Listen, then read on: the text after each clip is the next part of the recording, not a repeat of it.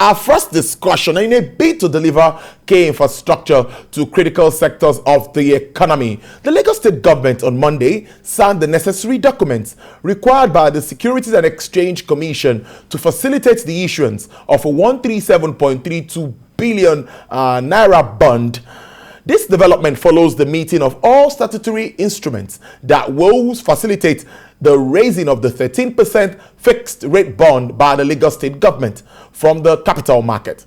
At the signing ceremony, the Lagos State Governor, Mr. Babajide Sanwo-olu, disclosed that the development is a demonstration of a strong response from the investing community and testifies to confidence of investors in the state's ability to deliver on its infrastructure and social economic development objectives. While meeting repayment obligations, the event marked the third time Lagos State government would be issuing a long tenor bond of 10 years, 2021 to 2031, bringing the total value to 377.715 billion naira bond issued from Lagos State series of around 500 billion naira debt issuance. Listen to the governor. The proceeds of this bond will be used finance and to execute far-reaching key infrastructural projects that all of you will be proud of. We'll be using it to push our 10-kilometer Lekki Regional Road. We'll be using it to push our very, very iconic Eleko Junction to Ekpe 6-lane highway. We'll be using it to push the construction at Ije-Ododo in Alimosho local government. We'll be pushing the Oba Sekumade Road in Ikorodu. We'll be using it for Demorin in Koshofe local government.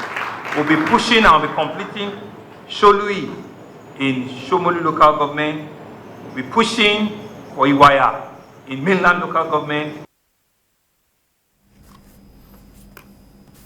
Well, you heard it there from the number one man, Lagos State. But to give us more insights into this development and, of course, impact on Lagos economy, I have the right person joining me virtually. Is the Lagos State Commissioner for Finance, is Dr. Rabiu Olowo. Good afternoon, Dr. Olowo, and it's really good to see you. It is imperative to look at an alternative and sustainable funding means for infrastructure development. We have had several calls to look more aggressively to the capital market to attend to the current deficit. Now, tell us more about the bond issuance, 13% issuance fixed rate, tenure, and other pertinent details. All right, glad to have you back. I still have Dr. Rabiu Olowo, who's the Commissioner for Finance, Lagos, via Zoom. If you can hear me now, I was talking about you telling us more about this bond issuance, the 13% fixed rate, the tenure, and other pertinent details. Thank you very much, Tolu, and thank you for having me on your show. On Monday, Lagos State again successfully tapped into the capital market. We raised 137.5 billion naira, a 10-year money, 13% fixed rate bond. We set out to raise 125 billion, and this offer was oversubscribed to 117%. So that, gives us a lot of credence, in terms of the credibility of the state and investors' confidence. We had an array of quality investors that were attracted to this bond, ranging from trustees to banks to pension funds, high net worth individual, ethical funds.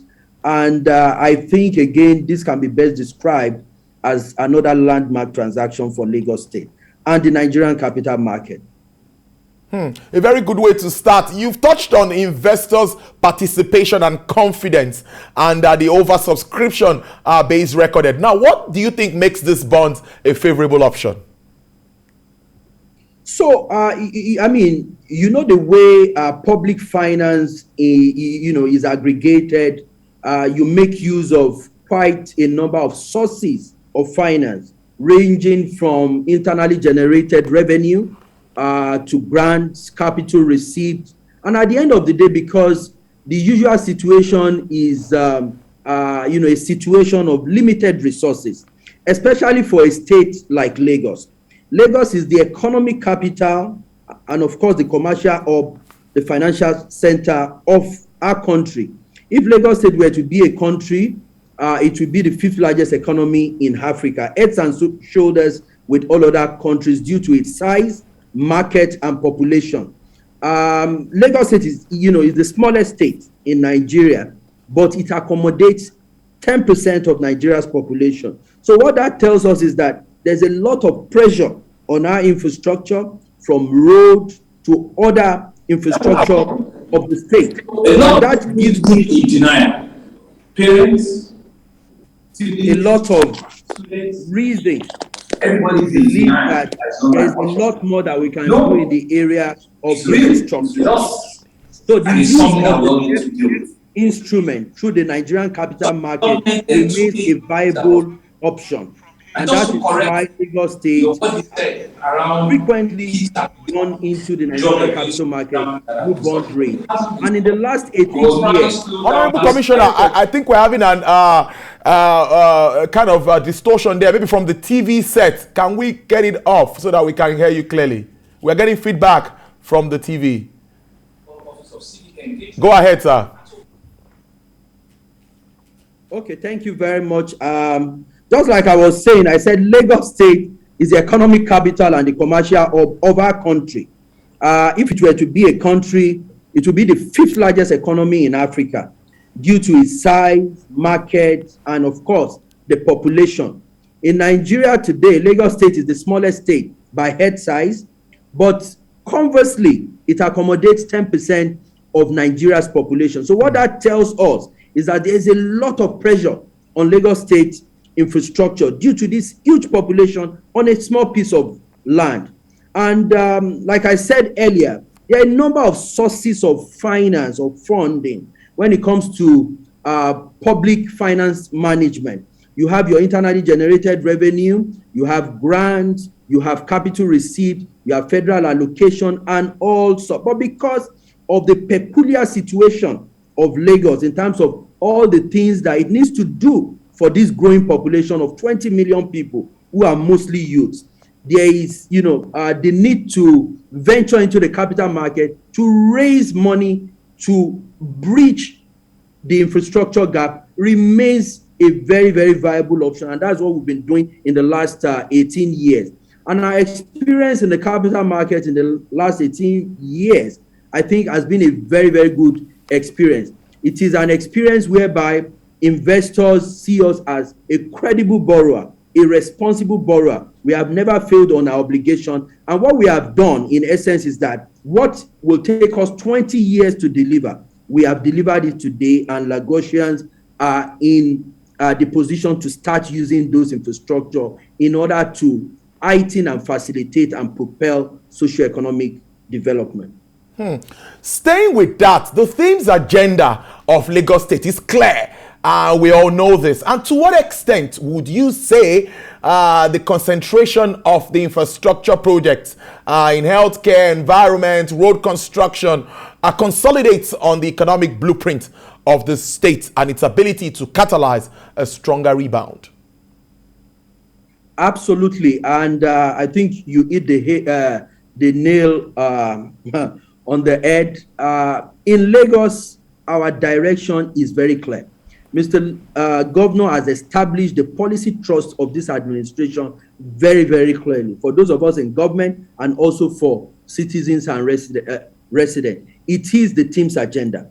And that's why transportation and traffic management is the first on the agenda. And if you look at the bonds proceeds utilization in terms of infrastructure, you will see that road infrastructure, those things that will facilitate transportation, that will ease travel, that will ease communal, traveling across our state, is a major concentration in terms of what these bonds proceed will be used for. And another key area is environment. And you will see that in the bonds proceed utilization, monies will be used for drainage projects across the state. Lagos State is usually vulnerable when the rain season comes, and whereby you see issues and problems with flooding. So with this particular projects, I think it will go a long way in order to bridge that gap. And together with all other sources of funds, especially IGR, our major concentration, especially during this pandemic, is also in the healthcare. We are building new primary healthcare centers. We are revamping and re-equipping other levels of hospitals in the state so that people can have an opportunity to actually get service. Another area that this administration has focused greatly on is on education. And, all and all, when you go through the team's agenda, you will see that it gives us, some sort of guidance and focus on how public funds should be spent. Project management and maintenance of infrastructural assets remains a major challenge. We are yet to record growth in across the country. What are the plans towards this in 2022? Maybe developing a framework beyond the 4-year administrative office of governors. Thank you very much. The 2022 budget is in the House of Assembly and will soon be passed into law with the governor giving his assent. Yeah. It is called the budget of consolidation. We do not believe that, just starting a project and just, doing things that are cosmetic. Our approach and the approach of Mr. Governor, Mr. Babajide Olusola Sanwo-olu, is to consolidate all the things that we have started, all the projects that we made during this administration, and ensure that they are completed so that Lagosians can begin to enjoy this. In the area of facility management or project management or continued maintenance of infrastructure projects, the state currently has a framework for that. We have a whole office, an agency that is responsible for continuous management of infrastructure. All our hospitals have facility managers, so it is not like what we usually experience in the past, whereby new projects are born and in the next 2-3 years you go there and you see that they are not properly maintained. So this particular framework already exists and it can only be improved on.